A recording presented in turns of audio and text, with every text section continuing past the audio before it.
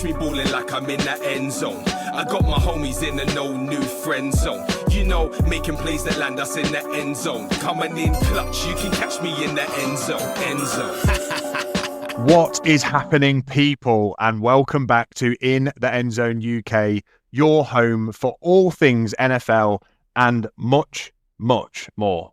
It is the off-season. We are resting, we are hibernating, and we have not been in your ears weekly for a very long time. However, we miss you all. You are not forgotten, and we are back today. We have a special one for you. It is a post-draft special because last night, the 2026 NFL Draft Round 1 took place. And wow, it absolutely delivered. It was not just a normal first round, it was a trade fest. We had 8 first round trades, teams aggressively moving up the board, elite prospects being targeted, front officers cooking, the franchises trying to make changes to change their entire 2026 future. Joining me, as always, for those big moments is Big Dave, Titans fan, draft analyst, or is it analist? I don't know. And a man who had plenty to cheer about last night. Big Dave, welcome to the poddy. Welcome back. How are you? I'm good.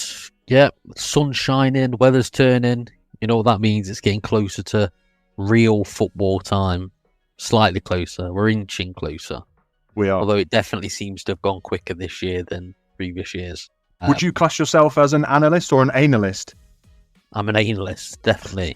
and let me just say something. Based on last night, it is absolute, undeniable proof that we should not listen to any of these mongoloids that are on TV that are doing mock drafts. They put out 5 different versions so they can cover every single eventuality, and then they still get it wrong. It is not hard to pick the first 3 picks in this draft, or first 2 for certain. Yeah. You know, and then after that, they just get everything wrong. So I was going to say, between me and you, we hit on some mock draft picks on those drafts. We couldn't account for the 8 trades that came in ultimately, which I don't know who can. And as you say, it makes actually mock drafting a total pish posh. But if you look down the list, we did all right. You know, a handful of picks between us. I'll take that. I'll take that all day.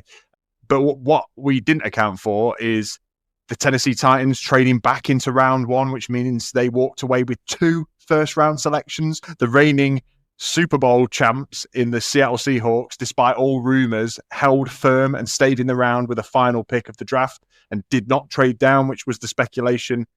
There is a lot to get into. I mean, it's great to be back. It's great to be talking football. I know me and you, Dave, we talk football constantly, voice notes, phone calls, just down the pub chatting about it. But it's going to be great to get back and talk and hear from our listeners as well. We want to know after this podcast, how do you feel about your team's draft? We aren't going to be able to sit here in depth and cover all 32 teams, in granular detail. That's what our division dives are for, closer towards the start of the season. But right now, Dave, I want to just talk about us for a moment. So listeners out there, you know the score. You know Dave's a Tennessee fan. You know I'm a Seattle fan. We're going to talk every other pick in the draft, but we are going to start with segment 1, our team picks. Dave, the Titans. Not only did they make their original pick, they traded back into the first round for a second selection. Aggressive, a statement, some would say. So how are you feeling other than tired after last night? I know you stayed up and watched a load of it, but how are you feeling about the Titans draft night? Yeah, pretty good. I mean, obviously, we speak a lot about it, and I think having my hopes and dreams were either Jeremiah Love or David Bailey, and they went pick 2 and 3. So yeah, that kind of pissed on my chips a little bit, which wasn't great. But am I happy with Carnell Tate? Yeah, I'm happy with Carnell Tate. We've got the best wide receiver in the draft. No injury. The other 2, Tyson and Lemon, both have got injury issues or injury pasts. I'm happy with Carnell Tate. People poo-pooing him a little bit because he didn't run the fastest 40 time, but I don't give a monkeys about that. I think the combine is the biggest joke going. Running around in shorts and t-shirts doesn't mean anything to me. So, I mean, you just look, the fastest 40 times in history Worthy and John Ross are essentially nobodies.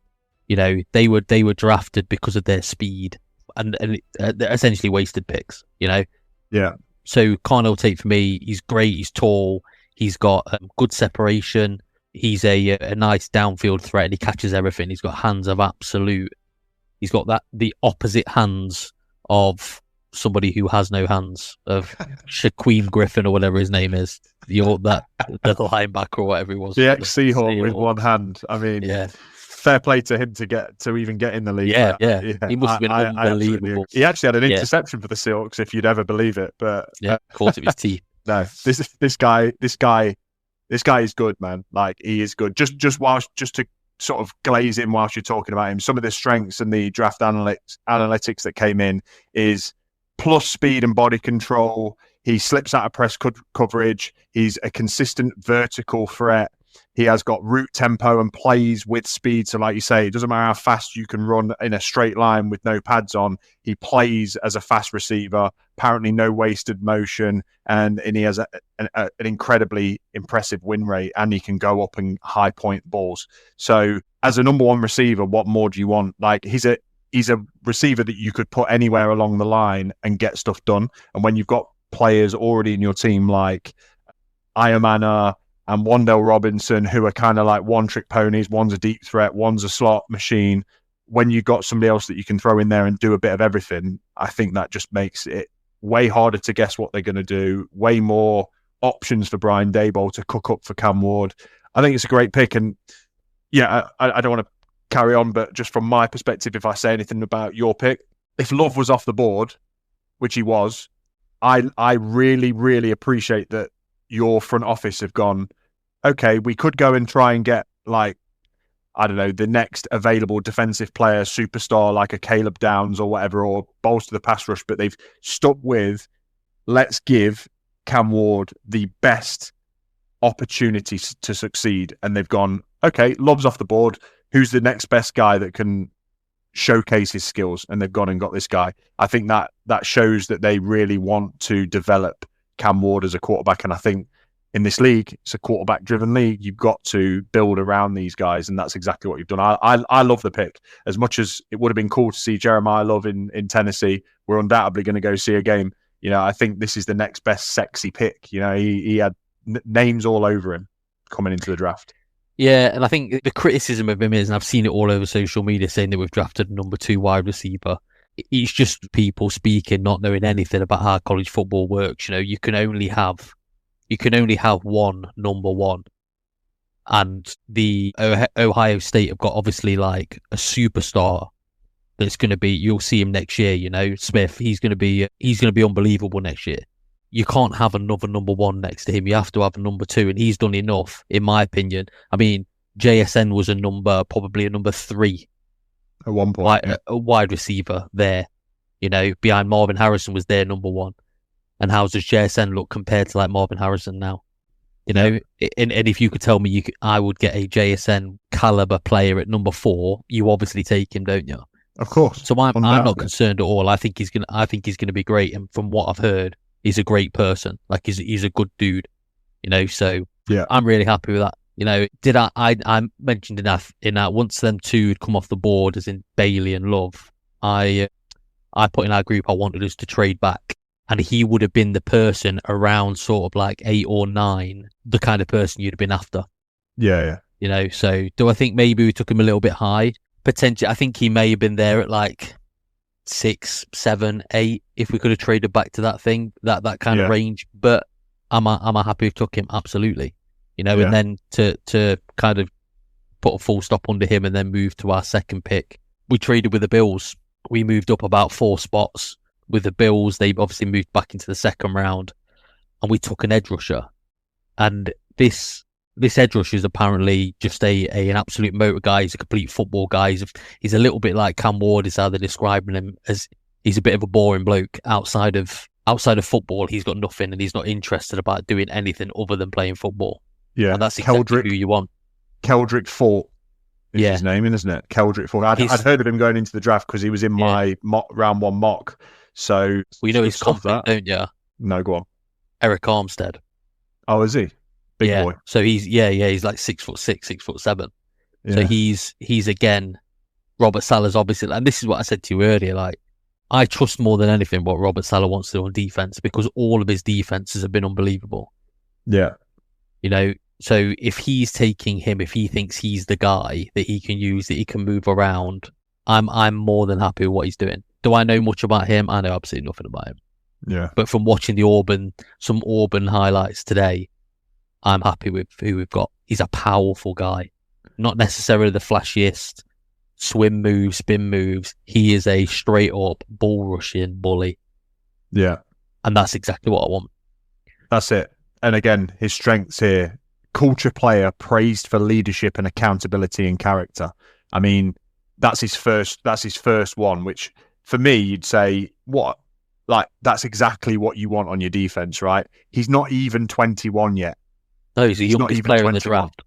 He won't turn 21 till September. So he's just got, like, his ceiling and his ability to improve is just sky's the limit.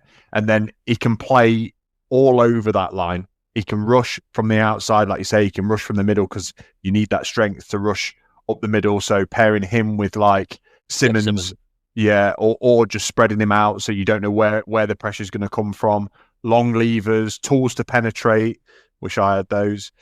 And yeah, just a diverse set. It seems like he's a chess piece. And for somebody like Robert Saleh, a little bit like Mike McDonald at the Seahawks, if you're a defensive guru and you've got players that you can say, I'll put him anywhere.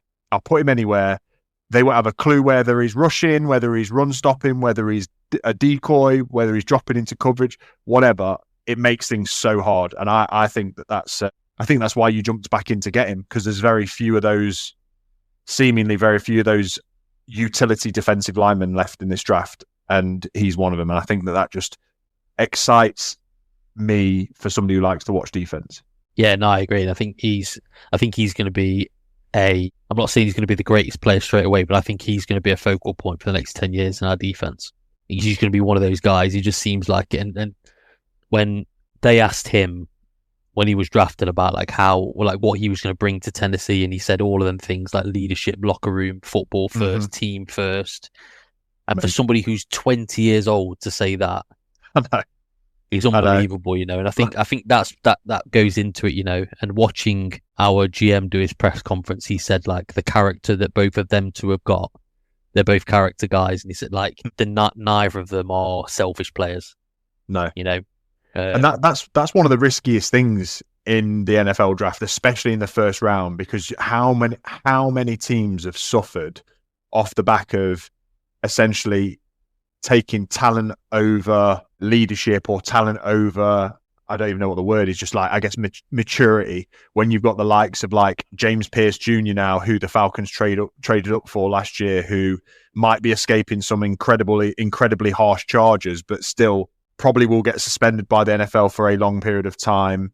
You've got like Carter for the Eagles, who's had his on and off field issues and been suspended. And also, these are players that we know about. There'll be countless players that have been taken and never shown up because they've not got the right attitude, they've not got the right mental stability. They're one and done. Like, the best thing you can have from a young prospect in the first round is somebody who's willing to put the work in, not be a diva, not like do stupid shit, and just help the team. And it shows massive maturity, I think, for that. Like, both players, Jackson Smith and Jigba, I saw an interview actually with Jackson Smith and Jigba. Obviously, he's an Ohio State boy, and he goes back and watches them, and he says that your boy Carnell Tate is as good as he's ever seen, literally as good as he's ever seen. And he was like, he's been around those players. He's been around those Chris Olaves, those Garrett Wilsons, those Marvin Harrisons, and he himself is actually better than all of those. And he's saying that this guy's better than him. So yeah. What two amazing prospects to expect. Obviously, it's gloat time when you get into the draft, innit? And you have to be like, oh, my prospects are going to change my team. But I think genuinely for the Titans, you've taken in two positions of need, two positions that you said that you wanted to address with your first three picks. What more can you ask for, really? No, I'm happy. I'm happy that that we've taken who we've taken, which is more than I can probably say for some of the people that we're going to go through in a minute. For sure. No, I think the Titans, for me, it's a big plus. getting back into that second round and getting a player that Robert Saleh wanted. He went, Brian Daboll, have your chess piece on offense, have your wide receiver. I'm gonna match that with a nice defensive piece for me, and I like that. I think it's a good spread of management there. Cool. Anything more on your Titans before we carry on? Nope. Happy as Larry. Happy as Larry, whoever Larry is. I'll tell you who Larry is. Larry's a Seahawk, because Seahawk draft night on my side, loads of speculation before the draft that they'd trade down. Even our GM, John Schneider, said that he wanted to collect more picks, play the board, and he's won for doing it. How many drafts have we sat next to each other, Dave, and seen the Seahawks drop out the first round and my head hit the hands? It's been enough. It's been enough. But they stayed put in this draft, and it was nice to see, and it was nice that we made a selection that actually I called on my mock draft. I don't think it was a selection that would have surprised loads of people, because Seattle have got some needs, one of them being a running back after they let Kenneth Walker go to the Chiefs. And we drafted Jadarian Price, who is and was sort of the second running back at Notre Dame behind Jeremiah Love. Didn't get the spotlight, but he comes in as a player that looks like he's got some juice. He's well rested. He's got that spark. He's got top end speed. He's not a Saquon Barkley necessarily. Well, we know he's not. He's not a Bijan Robinson. He's not a Jeremiah Love, but he's a player that can start immediately, can make an impact in Seattle. Seems like a very well put together dude. You know, somebody, again, who is smart, wants to go to work hard. Clearly being sat behind Love means that he's not got that like diva in him. He was just happy to pick up the pieces, score some tuddies, and I'm really happy about it. You know, he's a back that was, the position rank is obviously position rank 2, and after this there was a huge drop off to the next running back, and we needed one. So I'm glad that we just stuck where we were. There's no two ways about it. I'm sure the Seahawks were fielding phone calls at that point, but I think even in the draft they just said sometimes a pick just fits, and this seems to be a pick that just fits. You know, Jadae Price is the guy that I wanted, and it's the guy that I've got. And I think him mixed with Zach Charbonnet, I don't think it does too much other than just reestablishes what we had. You know, like, if anything, I'd hope that he can be better than Kenneth Walker, because for a period of last year, Kenneth Walker was actually suffering in the run game. So if we can get anything close to that, I think it just picks up right where we left off, and we won a Super Bowl. So that's sort of my opinion on it, is I hope that he can be better than Kenneth, ultimately. Yeah, and I think he's got every chance of being that, because outside of probably Kenneth Walker's last 7 games for the Seahawks, I didn't really rate him. I think the last 7 he was unbelievable, and maybe that's what he was showing. But to pick up the second best running back from, ironically, the exact same school as the first best running back, I think you've done well to stick and do that. Obviously, there was 6 million trades before you've got to make your pick, but I think sticking and picking was the best option, because you need a running back. Of all the positions you need, which aren't that many, running back was the major bit you needed. And like you say, the drop off after your man Price, it was huge. Yeah. So what were you going to do? You would have had to pick somebody up in free agency, or, you know, take someone later on in the draft who, you know what I mean, just an absolute punt on someone. Yeah. Whereas this guy, he's not been thrashed in college with 1,000 rushing attempts. No. You know, he split time with Jeremiah Love. That's not bad, you know. And if Jeremiah Love was the best prospect in the draft, he's probably learned a little bit from him as well. Yeah, he's a piece that was needed, and I think sticking was the right thing to do to get him. For sure. Yeah, a couple of strengths as I've read out from those prospects at yours. Strengths for Jeremiah, for Jadavian Price, are buttery smooth with free flowing movements, short area footwork, makes cuts with no hesitation, able to pull off quickly, gets to his top speed fast, loose hips, sharp cuts. So he sounds like Kenneth Walker, to be honest, apart from the vision. His vision and processing, keeping one step ahead of the defense is what it says here. The vision was what let Kenny down for a lot of the season, until he started to be a bit more of a patient runner. Just seeing those things make you go, okay, again, I'm not sat here thinking like we've got, a LaDainian Tomlinson or a Saquon Barkley or Christian McCaffrey. I'm sat here going, I think we might have hit on something akin to what we had last year with a bigger upside, who's younger and not going to cost as much money. I think that's sort of where I see our first round pick, and that's sort of where I would expect to be at pick 32. As opposed to pick 5 or 4 or whatever, where you're taking generational game changers. At the same time, you never know. He could be awful, but he also could be elite because he's been stuck behind the best player, at least best running back in college football all year, and not had time to shine. Yeah, and that's the absolute joyous thing about the draft, that we pick these players in the hope that they're going to be that they're going to turn into an LT or Julio Jones or Randy Moss. That's what we take. That's the hope we have. And do you know what? Who's to say you're wrong?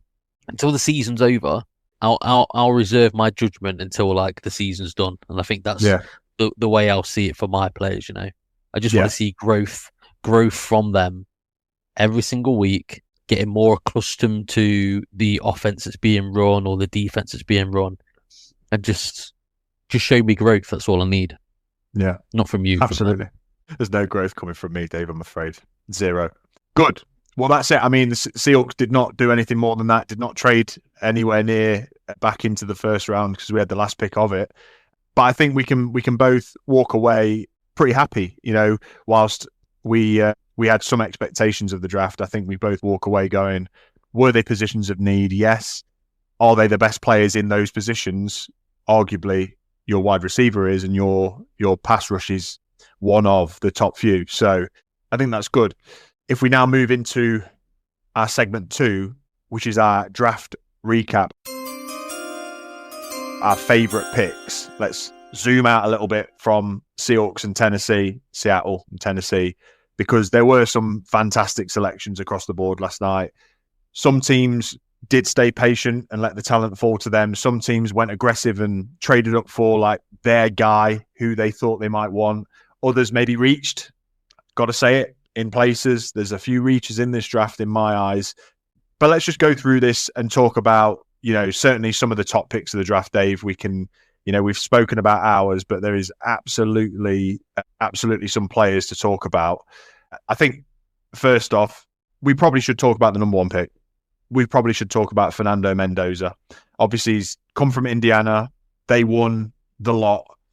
He's been proclaimed as this quarterback who can be physical. He's a big dude. He's got all the intangibles. He's nearly 6'5". He's got a strong arm. He's durable. But he's gone to the Raiders. And with all of these first-round quarterbacks that end up going to teams that were clearly struggling the year before, how do you reckon Mendoza's going to do in sort of turning this franchise around? Do you think he's going to make immediate impacts, or do you think it's going to take some time? Were you happy that it was him that got picked first? Do you have any other reservations on it? No. Yeah, so he's not starting. For starters, he's not starting. So right. They reported that during the draft. Adam Schefter said that the Raiders have already said that he will sit behind Kirk Cousins. Kirk Cousins will be the starter. Okay. Which is probably going to set him up really well. And I think if you look at all the teams that have drafted a quarterback first overall in the last, I don't know, probably 20 years, I don't think none of them have been a team that's as set up as the Raiders is. I think they've done a really good job this offseason. They've shored up their offensive line. Yeah. They've got some help from outside. They've done some decent things on defense as well. I think Kirk Cousins is going to go in there and actually be okay. And if is there a better Kirk Cousins is probably the older version of Fernando Mendoza. He looks like him. I was going to say they look like father and son. A little bit robotic, both really boring. Yeah. And I think having like Brady in the building, having Kirk Cousins in the building, he's probably going to be good, I think. Yeah. Whether he starts this year or whatever. Like you say, he's landed in a good position where he's got a running back in Ashton Genty who was brought in last year, who had a bad time of it last year because of a poor offensive line and a very poor Geno Smith and other things. They've got the best tight end in the league in Brock Bowers. They've got pass catchers, albeit they probably need another one, but they've done well. Yeah, I think Kirk Cousins will pave a path to him. I think they won't need to mess around with the playbook. They both seem like the same type of sturdy, standing quarterback that's not incredibly mobile, but will take a hit. And they do feel very similar. It's like a time traveled younger version of Kirk Cousins. Yeah, he's a problem. Mendoza's like a more athletic version of that. Like all these quarterbacks that are coming out now, that they've got there's a level of like athleticism to them all. Yeah, he's the same as that. You know, he's not immobile. He can take a hit, but he does seem very much like the kind of guy who would be happy to sit behind Kirk Cousins and learn and sit with him. And you know, they're such a similar person. I think they've done a great job bringing Kirk Cousins in to be his like mentor. Yeah, I agree very much so. So yeah, well done Raiders for taking that, and we will see over the next.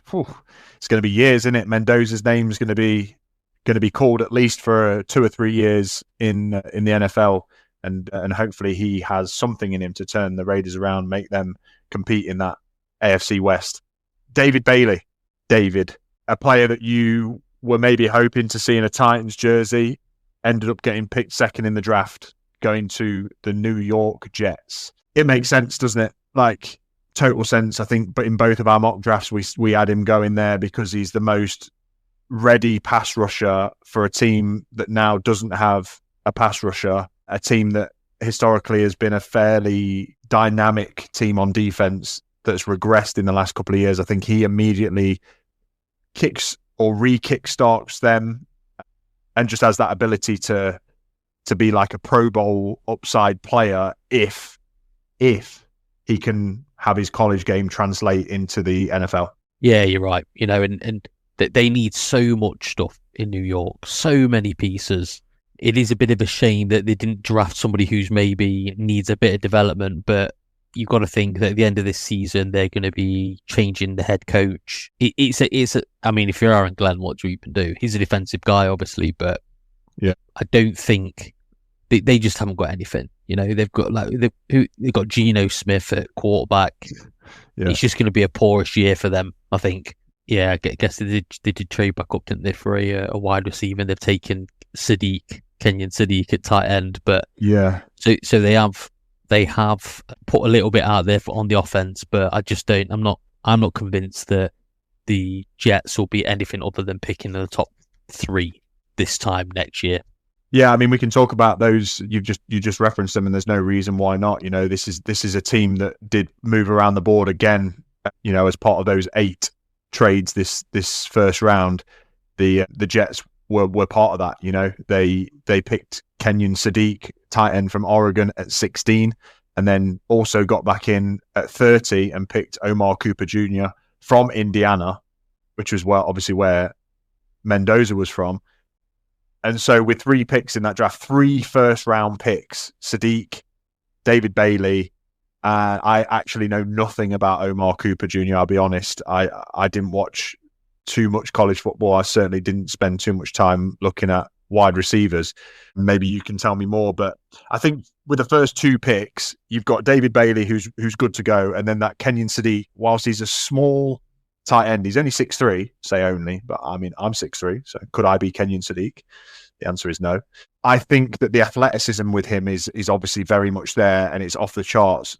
The thing that you need with somebody like that, a tight end that's going to stretch the field like that, is a quarterback that's able to utilize him. And I watched Geno Smith for 3-4 years in Seattle. Our tight ends were never where the damage was done, ever. He didn't make any use of Brock Bowers in a Raiders uniform.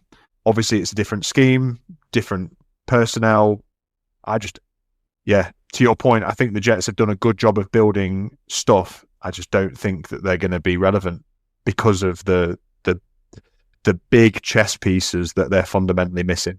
Yeah, I think Bailey's going to help them. You know, there's the meme in there about the fact that they've not had an interception in like 2 seasons or whatever it is, which is which is outrageous. Bailey's obviously going to help them there. He's going to hurry the quarterback up. The quarterback's going to have to make quicker decisions. But can he do it all on his own? You know, what else have they got? We traded them Travondre Sweat, but he's not a pass rusher. He's a nose tackle. You know, he's a big boy that plugs gaps. I'm not entirely sure. I'm not entirely sure there's going to be too much of a difference this season. Will it help? Maybe next year, because they've got 1 million picks next year as well. They do, yeah. Maybe next year, you know, when they've got the quarterback or whatever they decide to do. I think this year, if you're a Jets fan, it's just going to be a suck it and see kind of. Yeah, it's going to be another year to be a Jets fan, but yeah, they can live in hope like we all do. Absolutely. And you never know. You never know. There might be a rekindling of some Pro Bowl-esque Geno Smith. And if so, they've got some pieces, you know, Wilson, this new Sadiq, Breece Hall. They could make something of it for sure. I'm not going to continually go down the list, but I am going to keep moving on to the third pick because it's Jeremiah Love. Obviously, somebody, again, who was potentially going to be in a Titans uniform. You were picking at 4, so there was every chance that anybody aside from the quarterback could have ended up in your hands, and you could have picked them instead. Arvell Reese included, who unbelievable player. But Jeremiah Love ended up going to the Cardinals, Dave, and we said for a long time before this draft that it could happen because why not? Why not take like the essentially quote unquote best overall play in the draft? But then that term has been used for multiple players in this draft as well, for the safety, Caleb Downs, etc., etc. But anyway, they took the running back. They didn't trade back.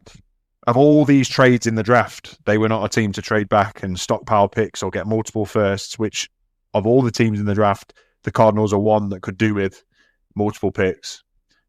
And they still took Love, even though they've got a new contracted James Conner and a newly acquired Tyler Algier from the Falcons, who I think is a great second back, if not could have been a first if he was given the chance.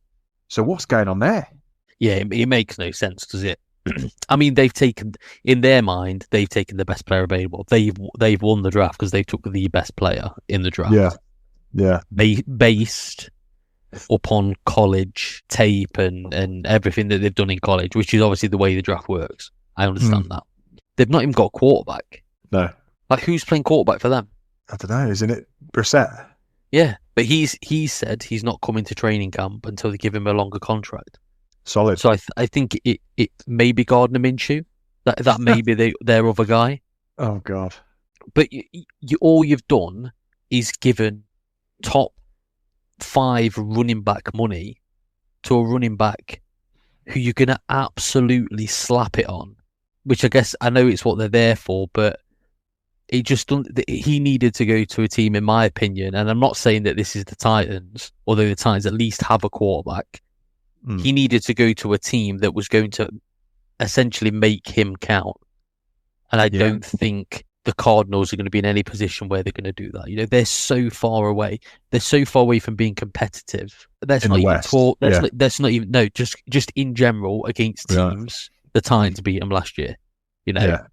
Like they're so far away from being competitive in general football games every Sunday. You can't even talk about the West. They've got no chance.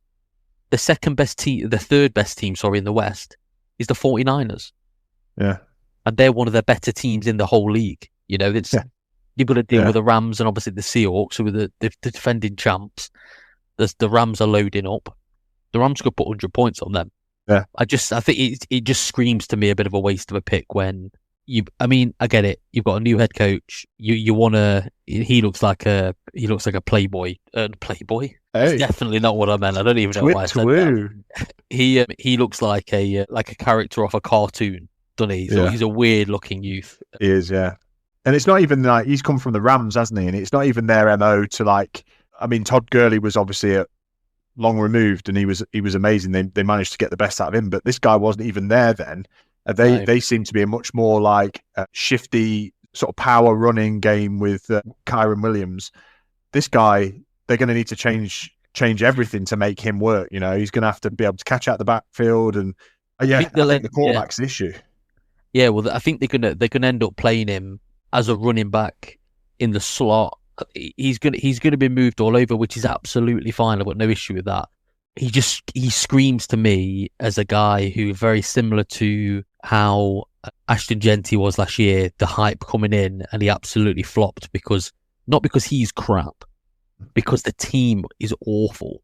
Yeah. Your man he screams as someone who's going to get hurt this year because he's just going to have like the load of the world dumped on him. Yeah.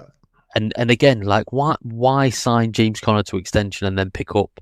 It just doesn't seem to make any sense to me. That's why I just didn't think it was going to happen. And then it did. Yeah, but Yeah. I mean, yeah. I mean, that's what it's all about, isn't it? I mean, they've took the best player available. And if you're a Cardinals fan, you got to be buzzing with this. Oh yeah, I was going to say to Cardinals fans out there, absolutely, yeah. Oh, I'd be absolutely happy. If he was a Titan, you'd be hearing it from me. Do you know what I mean? Like I think he looks like a great player. I just hope he doesn't get his confidence knocked out of him by not being able to do what he was able to do in college. Because NFL, obviously, the speed's obviously a lot quicker, and I just don't think he's got the help around him. I know they've got Marvin Harrison, but he's not been what we thought he was going to be. No. Also, obviously got offensive line as well, doesn't it? Yeah. As a running back. They've got Trey McBride. They've obviously got they've got pieces. They've got one of the best tight ends in football. They've got a young receiver in Marvin Harrison, and now they've got a young. So they've got them pieces. The piece they're missing is the quarterback. Yeah. So maybe they set all this up and then next year they get their quarterback because again they've got picks. So. Yeah. But yeah, for Cardinals fans, you can at least get excited that you're putting players in the right place, but it's probably going to be a 2 or 3 year, maybe 2 year house of pain still until you become more relevant. Yeah, good. We spoke about Carnell Tate, of course. Arvell Reese going to the Giants. So we'll talk about this and we'll talk about this mixed with something else. So Arvell Reese, pass rusher, apparently, extraordinaire, also a linebacker, exceeds as a linebacker, but is a worthy pass rush. Giants take him with their 5th pick. They shipped off Dexter Lawrence to the Bengals, get the 10th pick from that deal, and take Francis Maoga, an offensive lineman. That fell flat on its face for me, Dave. I know you love a lineman, and I know you love the trenches, but for me, this fell flat on its face because neither of these, like Arvell Reese, a guy that if you wanted to use him as a chess piece, if you're thinking best case scenario, Micah Parsons, you can play him on the edge, you can play him as a linebacker, do what the Cowboys did in his first 2 years of playing the game. You think, wow. But he goes to the Giants where the one place they don't need help is edge. They've got Thibodeau, they've got Abdul Carter, they've got Brian Burns. The guy's a weapon. You're not gonna take them out of the game. Maybe Thibodeau, but whilst he's still there and that's his main focus, Arvell Reese is going to be a linebacker, and then he's just a linebacker at 5. You're taking a linebacker at 5, which is not the worst thing in the world if he's an outrageously good linebacker. And then you go and take Francis Maoga when there's people like Caleb Downs on the board. Again, one of the best positional players in the draft, if not the best, apparently. And you need a safety because you're the Giants, and you need defense because you're the Giants, and you take a tackle. I think it stinks. Tell me I'm wrong. I don't think you're wrong. I think you're completely right. I think I've seen loads of things being like, oh, the Giants have hit it. They haven't. And I'm not a Giants hater. No, you're not. I've spent a lot of time suffering for that franchise. Yeah.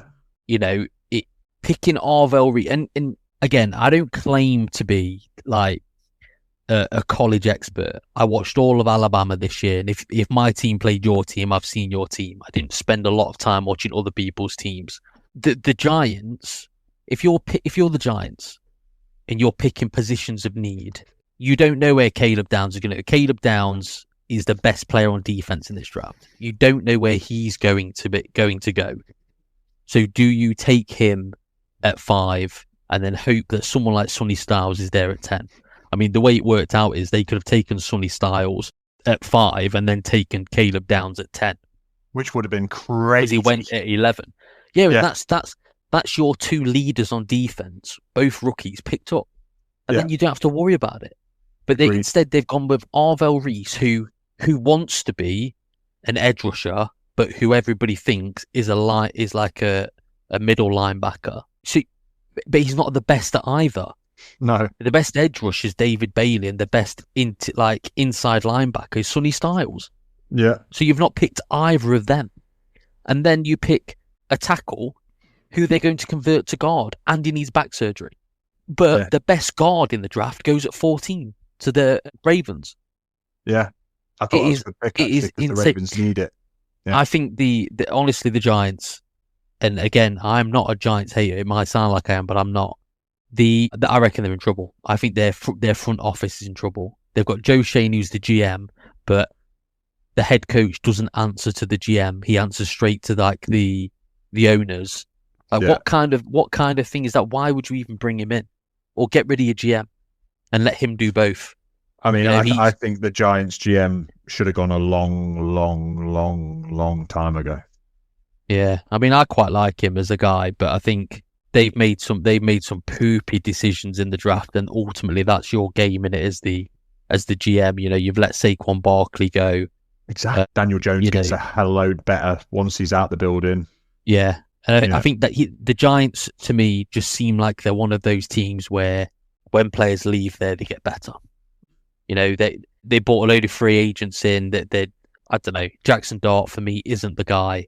Definitely not. He's just a guy. I don't know. I don't think they did very well at all in this draft. I think they had 2 premium picks at 5 and 10, and they've flopped them both. You can't ask for better. You can't ask for better. When the Seahawks did it, they took Witherspoon and JSN 5 and 10, or was it 5 and 12? But they've got. If you look at Malik Neighbors, who even knows if he's going to come back and be what? I mean, he wasn't. He was very, very good. Yeah, he was on the brink of being like that superstar level. He gets injured, and you just don't know what he's going to be. So like now, who have you give to help your guy out? Help your guy out? You've lost your number 1 receiver from last year, which was Wan'Dale Robinson, because we've got him. He was the one who had all the targets. He did. So who are you referring to now? Jalen Hyatt, Darius Slayton. It's a tough place. Who's your running back? Scatterbo. Tyquan Tracy and Scatterbo. Yeah. And he'll have CTE before he's 25. I think he had CTE when he was born. Yeah, so I think it's not been a great draft in my opinion for the Giants. It's not. It's a bit of a Giants trash there, and I'm sure we've got Giants listeners. And you look again. What do we know? Could be wrong, but with all that opportunity in front of you at 5 and 10, I feel like it's been squandered. We'll roll through the next few because they're quite self-explanatory. Chiefs move up from 9 to 6 to get Mansour Delaney, a cornerback. I think it was a reach by moving up. I think he probably would have still been there at 9, if I'm honest. Just seeing what shook out between 6 and 9. But at the same time, did they need a cornerback? Hell yes. You actually had this guy going to the Chiefs at 9 in your mock draft, Dave. So points there. But I just think it was an unnecessary loss of a pick. But I respect that they need a cornerback because they lost McDuffie to the Rams or traded McDuffie to the Rams. So they basically get what they hope to be McDuffie for cheap, but not as cheap as they hoped it was because then they moved a pick. So bit of a weird one. Agreed? Yeah, I said I don't know why you'd come up. You move up for a corner. It seems a little bit crazy when you're only moving up 3 picks and you look at the teams. Like you know that the Saints are taking a wide receiver. And I think the Wind Sox would have taken, had Sonny Styles not been there, I think they'd have taken Caleb Downs. So they were going to go defense. Yeah, it seems a little bit odd, but I mean they've gone for their pick. Yeah, I just think it's strange because I feel like if you're the Chiefs, your secondary's ass. It's almost non-existent. So if you're going to give up more and go get this Delane, whatever we want to call him. Yeah. Why not take Caleb Downs?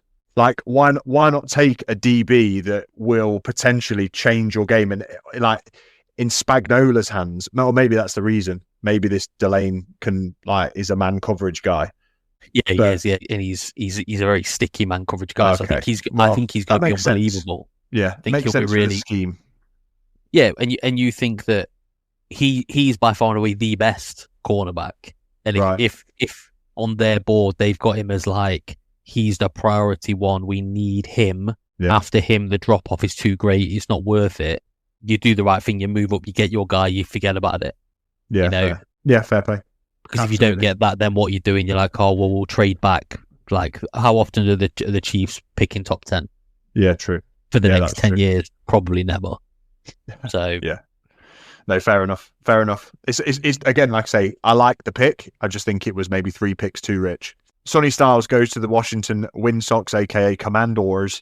I think that makes sense. He was the potentially one of, if not the best player available on defense. Certainly they need a linebacker because they've got nobody. Bobby Wagner's not come back there. They need somebody who can go side to side. And Dan Quinn, I've said this in our group chats and said it for a long time. Dan Quinn is a linebacker whisperer. You know, he's had some of the best linebackers in the game over the last 12 to 15 years and helped them be such. You know, Bobby Wagner in Seattle during the Legion of Boom with KJ Wright, Bruce Irvin, when he went to the Falcons, Deion Jones, again, Super Bowl worthy, defense was class. Micah Parsons at the Cowboys, and now he gets Sonny Styles.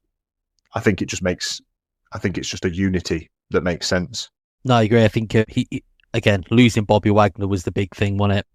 They've replaced him with a younger, better, fitter, stronger option. So Yeah. Jordan Tyson, wide receiver, goes to the Saints. We shared some Instagram stories recently about Jordan Tyson. The guy looks fluid as. He looks like he could be great. He's got some obviously injury issues. But I think if you're the Saints and you're rolling with Tyler Shook, Shagahau, Shahugi, you need to put as much around him as possible. And I think that's absolutely fair. I think that they're taking a receiver makes total sense after you let Rashid Shaheed go to Seattle and then you don't get an opportunity to bring him back. All good there. Spencer Fano, a tackle to the Browns. The Browns need every bit of help they can get. A tackle will help shore up whether it's Deshaun Fiddley-Watson or Shad Sanders.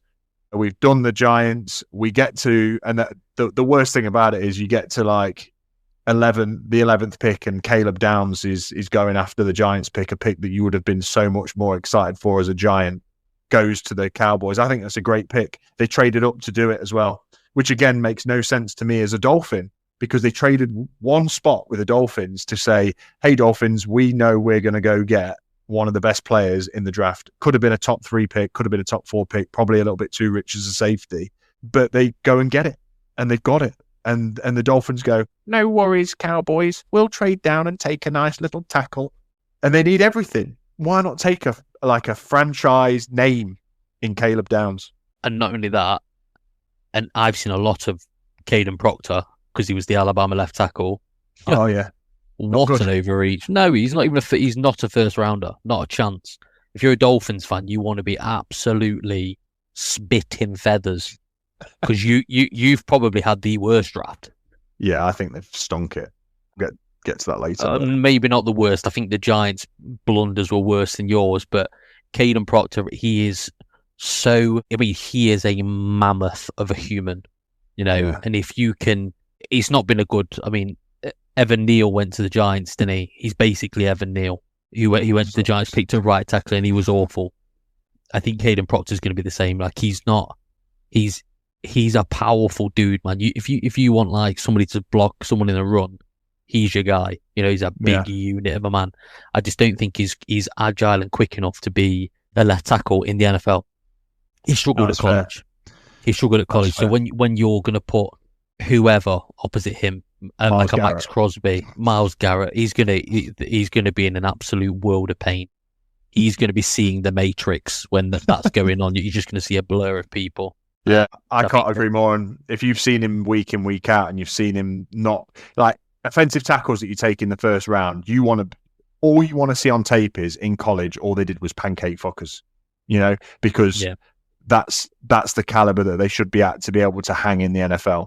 And even then, some of it doesn't translate, just like Will Campbell last year and, for the Patriots. Yeah. With you following Alabama, again, you should be don't say you should be, but you could be his biggest cheerleader, but to say that he's been reached for by the Dolphins who traded back, it just seems incredibly stupid. And Caleb Downs to me seems like a cowboy.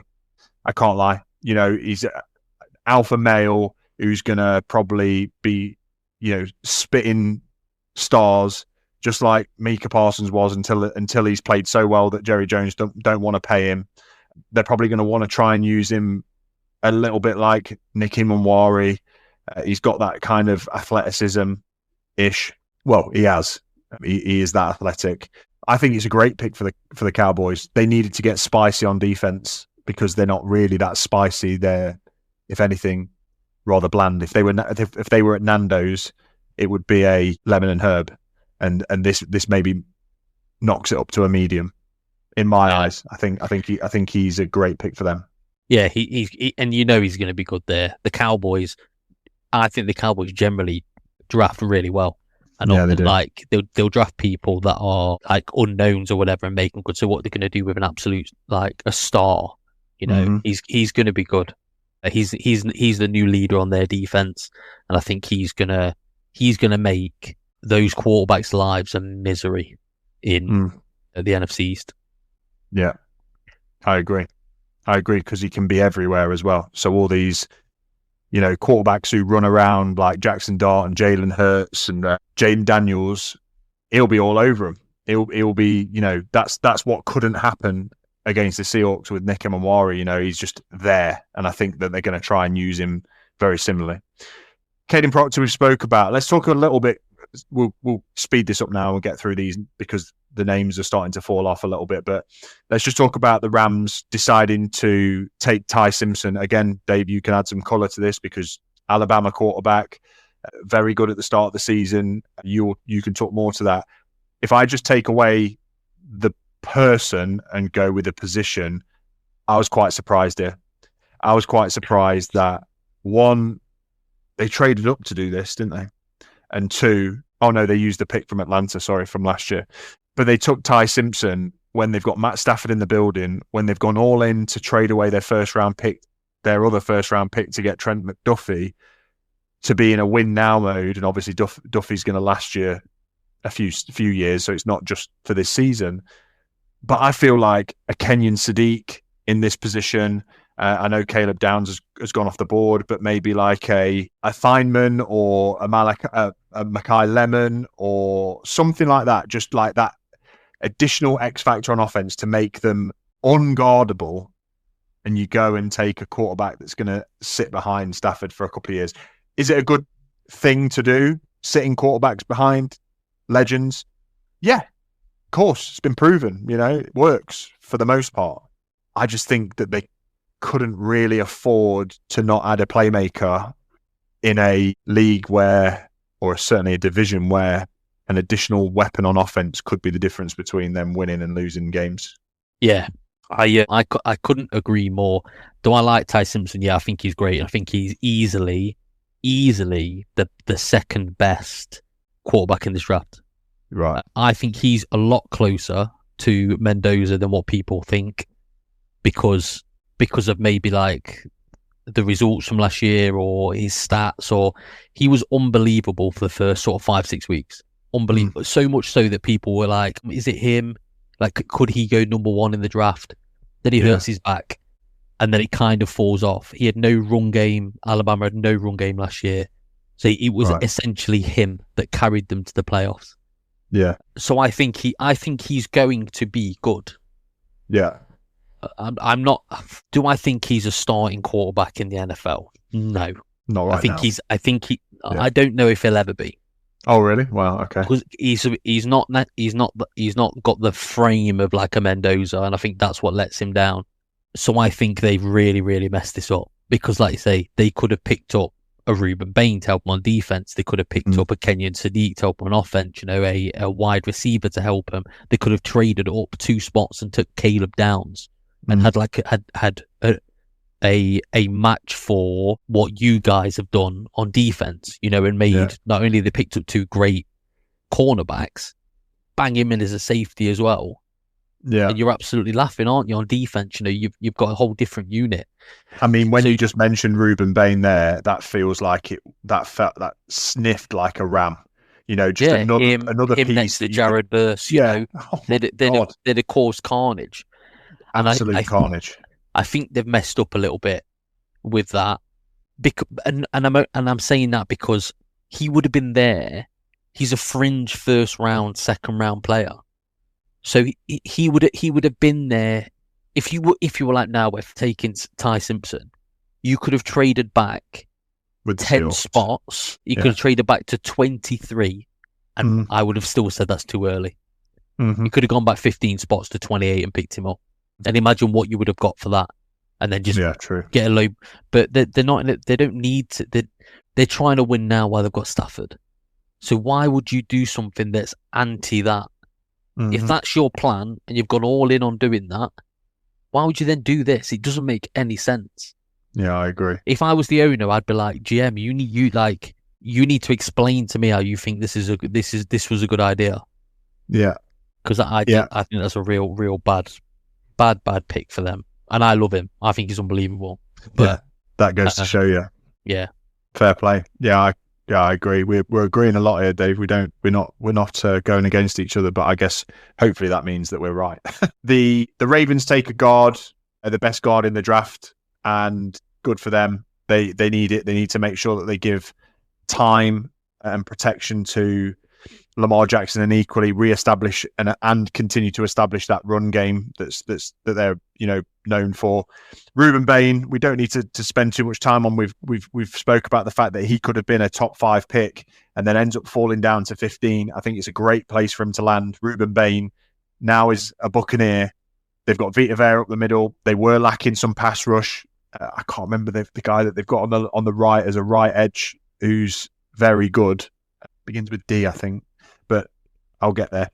But they can play this guy anywhere along the line. He could be a left edge, right edge. He could rush from the middle. I think he kind of smells a little bit like a Buccaneer. I feel like he's like, that player that they've been missing in the last couple of years to get to the quarterback and force issues. We've spoke about Kenyon Sadiq at 16. At the Lions, whilst we've got Lions listeners and fans, Blake Miller is just a Dan Campbell choice. Offensive tackle. They took a guard in the last year's draft. They always establish the trenches. It's not a bad thing. You've got Jared Goff. You've got your receivers. You've got your tight ends. You've definitely got your running back. So let's just keep that run game going. Keep that quarterback upright. That makes sense. Caleb Banks, DT for the Vikings. Didn't like this one too much. I think he's in hospital. And still suffering. He's not particularly healthy. I think the Vikings have got plenty of needs. I don't know what I would have done if I was the Vikings here. He might be the best DT in the draft, but he's not healthy. I don't really know too much about him other than that, Dave. Do you think? I just don't see. I feel like the Vikings needed help as a safety. I really thought they'd go for that Feynman with not being able to bring back what's his bloody name, and maybe I'm thinking Feynman because it looks a bit like Thielen, but because they can't bring back their world beater safety that's probably going to retire. I can't remember his name. He's clearly made that much of an impact on me, but they need a safety anyway, and I would have gone there. I think it makes way more sense. I'll disagree with you then. I think that they needed a DT. I think they were probably in the conversation for trading for Dexter Lawrence. They were one of the 2 teams that I thought really needed help at DT. They've got nobody. Nobody there. So I think taking the best DT, whilst I think he's got a foot injury, I think maybe a broken foot or something like that. Hopefully he's good to go for the season for them. Obviously for JFX and the Viking listeners that we've got. I think having a DT isn't probably what you needed. Just looking down at what else. I mean, I was thinking about Harrison Smith, by the way. Harrison Smith, yeah, that's it. Yeah. So no, I understand that. They need help in a few places, but I don't even know who they've got. They took the guy from is it from the Eagles or from the Niners? Who have they got? Who was the? It's irrelevant. Yeah, he flopped it. Whoever. So I think getting it is good for them. Yeah. Again, you're right because you're right, but I still think that they're as equally as you could say the same about the DT position with Harrison Smith retiring. They've got nobody in that backfield either. So I'd just seen more tape on Feynman from Oregon and thought he looked pretty damn good. Monroe Freeling has gone to the Panthers. Tackle. needed because their tackle got injured in the playoffs last year and won't be fit for the start of the season, so they'll have some depth there. Eagles, Malachi Lemon, surprising one here. They traded to get him. This was a Green Bay pick, then a Dallas pick, then a Philadelphia pick. And Malachi Lemon, I don't know what this means for the Eagles because, you've got people saying, well, that's it. AJ Brown's gone now. Now they've taken this guy. I mean, he's a very different receiver. Not at all the same. So, and now that the round one is done, the price tag for AJ Brown is also not where it was. Because if you're the Eagles, are you really going to then give up AJ Brown for this season for a first round pick for next year? I wouldn't. Yeah, everything that I saw was that he's getting traded after June 1st or before June 1st for some reason to do with money. Right. So he wasn't getting traded before this. So maybe maybe they paid him money or after June 1st. Right. He gets cheap. I don't know how that works, but everything I saw was he's getting traded around June 1st, after or before. I can't remember which one it is. Okay. And they reckon he's a guaranteed Patriot. So I don't know if that deal's already been done, and that's the reason why they've gone for your man. But he looks unbelievable. He looks so twitchy. And you're right. I think Devonta Smith can do what AJ Brown does. Yeah. I think he can do that, and I think this guy they can play him more as a slot guy. Yeah. Yeah. And I think that Devonta Smith's going to take a massive jump. I mean, they're hamstrung not by who's outside or who's inside; it's by who's throwing the ball. Yeah. They're a team. Don't they stink now? They're starting to smell like the Rams before the Rams made the Super Bowl. Before they brought in Stafford. Goff to me seems like a bit like Jay. I'm not saying they're the same player or anything, but I feel like they're in the same position where they built this caliber team and the winnability. Yeah, yeah. But who do they trade for? Who do they go all in for? I don't know who they would go all in for Burrow. To try. I think Burrow could be the guy, but he's an injured biff, and he's constantly on the sick, and he constantly got a sick note, so he can't do PT. I don't know who the guy they would go for to get that would be the comp of Matt Stafford. I really don't. I'm trying to think really quickly. It feels very much like that though. It feels like Howie Roseman builds his team and then just goes and puts a bunch of picks together to go get Burrow if he has a down year at the Bengals this year, because the Bengals have to be thinking as well, if he does have a down year again because their team for whatever reason doesn't do what it's supposed to. You also can't ride or die with somebody who just can't win you games and can't win you playoff games and can't win you Super Bowls. You can't do it. So it might be something that comes a little bit later. Yeah. But the Eagles, we know, draft well. So this Malachi Lemon's probably going to be a great prospect. And if AJ Brown ends up going, I can kind of see him and Devonta Smith just cutting it up on slant routes all day. What happened with the Steelers, Dave? They were going to take somebody and then they didn't because they couldn't. Yeah, so they were ringing. They were on the phone to that Malachi Lemon, being like, right. We're drafting you. You're going to be a Steeler. Welcome to the Steel City, Steel Curtain. Grr. We ain't got a quarterback, but we might have Aaron Rodgers, but we might not have Aaron Rodgers. But what we have got is DK Metcalf, Jalen Ramsey. But don't worry about them. You're going to be a Steeler. All the same time, the Eagles are trying to ring him. Like, why the fuck will this guy not pick up? Like, what is he on? Who's he on the phone to? So they turn the card in and draft him, and then the Steelers see it on the TV. Wow. Yeah, but I would say this is what I said to you in it earlier. The whole production needs to change. You can't be 3 picks behind when Roger Goodell waddles his old ass out, takes 15 minutes with some dude's family who died in like Afghan or whatever, making a pick, and it takes him 18 minutes to make. Just do it on a screen. Do it virtual. Do it however you can. But it needs to be. The best one was the COVID one when he was sat at home. Yeah. Just do it from your chair. Be like, right, this is coming. This is the pick. The pick's this person. Yeah. It's too much of a. It takes too long. They've got too many adverts. They've got these prick draft analysts and these talking heads that are on the TV telling you who the pick's going to be before they make the pick, which pisses me off every year. Yeah. Like we know it's not a secret. You've all got insider trading or whatever. We get it. Yeah. But it's bad for teams like that. You know what I mean? Like they're spending all this time thinking, yeah, we're taking Malachi Lemon. They then find out actually he's gone, and they've probably got 2 minutes to make a decision on who's the next person they've got on the cards. Which is why they took a tackle. Yeah, which is such a shitter for them because, like I say, when the Titans they were announcing the Titans pick, they'd already like announced that the Chiefs had traded, and the Chiefs had made their pick. He'd not even come out and said Darnell Tate. It was such a not ideal. Nah, it's so backwards, but it's America, isn't it? America. America. The UK can't comprehend.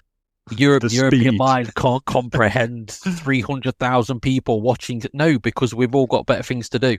I know he loves America more than me, but sometimes you need to get a grip. Like, you got a load of idiots stood there just waiting to get disappointed because the person they think the team should take, they don't take. Agreed. Anyway. So anyway, Steelers take a tackle. Akeem Mesidor goes to the Chargers because they need a pass rush, as do the Cowboys, and they take Malachi Lawrence, Casey Concepcioni. Yeah, correct. Is that right? Hey, Casey Concepcioni, like Eamon Warrior, goes to or the Browns. If he was British, it's Casey Conception. He goes to the Browns. Casey Concepcioni goes to the Browns. They need a receiver. I think that's a good move. Dylan Thyman, safety, goes to the Bears. Interesting move, considering they just picked up a safety from the Seahawks, but I think he was too good to miss. I think I had him going earlier than that. I think he's a good player. Another guard goes to the Texans, man. Last year they picked up 6 different offensive linemen. I think they've picked up another 4 this year in free agency, and then they draft another one. These guys need to get a grip because they really need to get their head on straight. Yes, they need to protect CJ Stroud, but my golly, are they wasting money, picks and assets on guards and tackles that just end up not working out? Chris Johnson. I think CJ Stroud is the new Tua. I think his head's full of potato. He looks like he wants to cry all the time as well. He does look like he's crying. He constantly looks like he wants to cry. Yeah. I think his flash in the pan moment has been and gone. In his first season, Yeah. I agree. He doesn't look like the player that everybody thought he was going to be. That is for sure. Chris Johnson goes to the Dolphins. It's not a bad pick. It's supposed to be very good, right, Dave? This Chris Johnson fella from San Diego, but when he's not been healthy. The Titans. No, CJ 2K. Chris Johnson. Yeah, if only. I bet he's not got the 40 speed that he had. No. But no, Chris Johnson, cornerback for the Dolphins. He's been injured, hasn't he, all season? I don't even know who he is. Yeah, okay, there we go. Even worse. But I think he was injured all last year, and now he's been picked up by the Dolphins. Caleb Lomu, not brother of Jonah Lomu, because they're all very different colour. This guy is white. But Caleb from Utah as well, not from New Zealand. This guy, Caleb Lomu, the Patriots have obviously gone, we got put in a blender during the Super Bowl. We need to keep Drake May upright. So they've gone for offensive tackle in the draft. Makes sense. Peter Woods, DT Clemson, is the second pick for the Chiefs. I don't know whether they had their eyes on a wide receiver. I thought they needed to take one, but they didn't. So they've gone and put somebody next to what will probably be Chris Jones's last year. Omar Cooper Jr. goes to the Jets. We spoke about that. Keldrick Falk goes to the Titans with a 31st pick of the draft. And then to finish, 32nd pick of the draft, Jadarian Price from Notre Dame, which we've already spoke about. And that, ladies and gents, is draft night 1. We've still got 6 more rounds to go through from 2 to 7. Tonight will be rounds 2 and 3. Dave, Titans got loads of picks. Seahawks have got 2 picks, bottom of the second and sort of middle of the third, I think. I'm hoping to see a cornerback on the Seahawks plate. I think that will be their next pick in the second round. And after that, I don't know. Probably a guard for me. What about you for the Titans? I would like us to, because we don't actually have a second pick anymore because we traded it to the Bills. I would like us to trade back into the second round and pick up Gerard McCoy, a cornerback. He's the one who's injured. Is that the one you're thinking about? Might have been thinking about him, yeah. Yeah. He essentially would have been if he'd a healthy last year, 2025, he'd have been cornerback 1 by a country mile. Yeah, right. He's good. He's good. But Tennessee? Is he from Tennessee? He is from Tennessee. Yeah, nice. Okay, so you want a corner and some other bits. Corner, some offensive linemen, maybe corner and offensive lineman I'll be happy with. Good stuff. All right, this draft pod has gone a bit longer than I thought it would, but let's finish just with winners and losers. Who do we think we've covered them all, but who do we want to just give that extra kick whilst they're down or pick up whilst they're up? Overreaction statements all happen after night 1 of the draft, but Dave, for you, just who stands out? Doesn't have to be 1 or 2 or 3, it can be 4 or 5, can be 1. Who stands out as winners and losers from this draft to you? Who has won it? Who is in trouble? I think that I'll give you one of each. Well, I mean, we've already spoke about the Giants. I think the Giants are the biggest losers. But the Cowboys, I think the players that they've taken are going to have a good impact, So I think the Cowboys, America's team, the star, I think they're number 1. Number 1's nice. Well, I'm going to say, there's a couple who I think have lost. I think the Rams totally did the wrong thing with their pick, as we've spoken about. I too think the Giants were not great, but I think the Dolphins as well, just giving up the opportunity to take some of the players that were on this list, and they ultimately walked away with an offensive tackle and a cornerback, but not by no means the best ones. I think them. I would say a winner from this draft. I'm going to put you in there. I think that this Carnell Tate taking a wide receiver that everybody needs him, and as a quarterback, you need to have a reliable pair of hands and somebody who can move the chains and somebody who's explosive. And it's just a Ohio State thing, man. It's not been proven wrong yet, so hopefully you get that same mojo, and then coming back in and getting an edge rusher that is seemingly very young and ready to go. I really like what the Titans have done. This isn't me blowing smoke up your bottom either. I just think it's a good thing. You didn't have 2 first-round picks. Now you had 2. Like, it's such a cool thing to do, and it's a thing that you need to do when you're, not playing great football the year prior. I also think that I think the Jets did all right. The problem is that they don't have anybody to utilize it. So I think as a building block, the Jets did well to take David Bailey and then to take that Sadiq and to take a wide receiver. They're all positions that could spark something in the NFL. They just need the person to do it. And whilst they don't have him, this is not, one draft is not about just that year. And I think for years to come, they have started to stockpile game-changing players. Yeah, I agree. If you're a quarterback next year, you're not looking at the Jet. Hopefully, you're not looking at the Jets with like Garrett Wilson, with, like you say, Sadiq, with some decent pieces on defense. You're not looking at them as at Breece Hall as a running back. You're not looking at them as the worst place in the world anymore. Whereas if you're a quarterback coming in this year, you'd be like, holy, there's nothing. Exactly. So I think by next year, when these players are developed a little bit more, the Jets might actually be an attractive location to go. They need to get the right head coach in. They need to get the right quarterback in next year. Yeah. Because it sure as shit ain't Geno Smith. It is not. It is not. And with that, it's a wrap. Post-draft special podcast is done. Round 1 of the NFL is in the books. It gave us everything: trades, drama, bold moves, questionable moves, and the start of a new era for a few franchises.